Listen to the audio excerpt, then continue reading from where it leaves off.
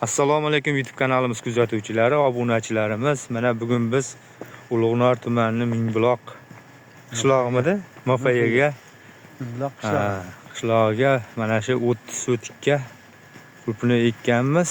Shu jarayonni ko'rsatishni boshlamoqchimiz bugun. Mana hoji buvamiz o'zlari Hormanglar qizlar. nazorat qilyaptilar. Qizlarimiz ishlashyapti. Hormanglar. Mana qulpinaylarimiz bugun 3 hafta bo'lib qoldi, ekilganiga. 10 kun, 15 kun bo'ldi. Mana bunday jarayon. Xudo xolasa, bu yerlarda suvni yesisi ariqdan oqadigandiki 1300, krandiki artezondan chiqayotgan 1100 ekan. Yesisi o'shaning uchun biz bu yerga nima qildik? Osmos sistema o'rnattirdik. Mana bu osmos sistemamiz shu andijonlik Akmaljon orqali o'rnattirdik. Mana soatiga 500 litr suv ishlab chiqaradi. Yesisi o'ta ideal holatda, nol holatda, noldan ham past desa bo'ladi. Hozirda ish jarayonlari yaxshi ketyapti. Mana bachokka suv tashlanadi. Hattoki magazinda sotayotgan silverlardan ham chiroyli holatda. Mana bu 2 tonnadan 4 tonna yo'mkisimiz orqali suvni tarqatamiz. Mana shu teplitsamiz mana bu atapleniyalar tushiriladi. Xudo xolasa bu yerda katyol. Xudo xolasa mana yaxshi ketishi. Mana bu yesi pH holatlarini nazorat qilinsa, qulpinoyda yaxshi natija beradi. Holati yaxshimi, hoji buva? Yaxshi. Osmos sistemasiz boshida bir 2 kun, 3 kun, 3-4 kun qo'ydik. Qulpinoylarimiz juda ham qiynaldi. Sababi bu yerda suvni holatini aytayapmanki, har kim ham qulpinoy eka olmaydi.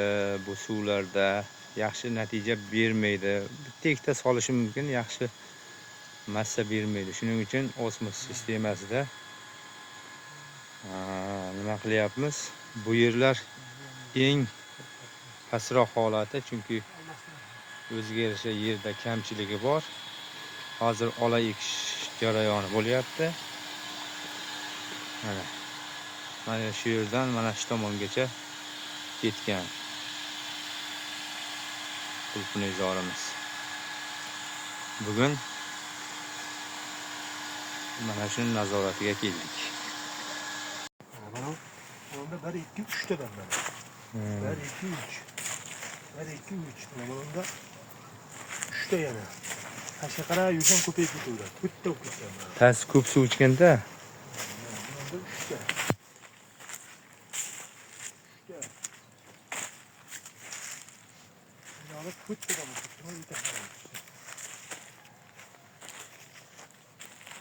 Vahima qildimi senga haliga?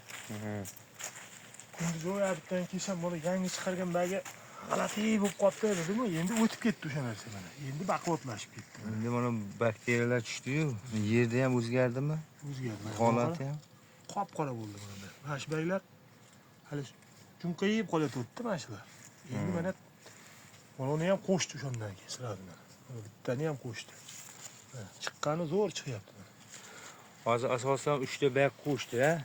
Chunki bag tiradi ketadi. 3 haftalik holat hozir. 3 hafta bo'ldimi ekkanimizga? 3 hafta bo'ldi. Bugun 3 haftada 3-bag chiqargan bo'lsa yaxshi. Ikkinchi haftadan o'tdi endi. 24 eki bo'lganmiz. Beylar 24-kun ekilgan a. Umumiy ko'rinishi bu. Oxiri mana shunday ekan. Inshaalloh uyaltirmasin. Xudo xolasa charchamaylik aka. Ko'ningiz to'lyaptimi aka axir? Endi ashyalar mana asa odamni xursand qilyapti. Ishlanishi zo'r. Endi mana bu narsalarni oldirib tashlanadi. Shashilishda qo'rildi-da. Yaxshi ko'z tegmasin. Alloh o'zi panohida saqlasin. Amin.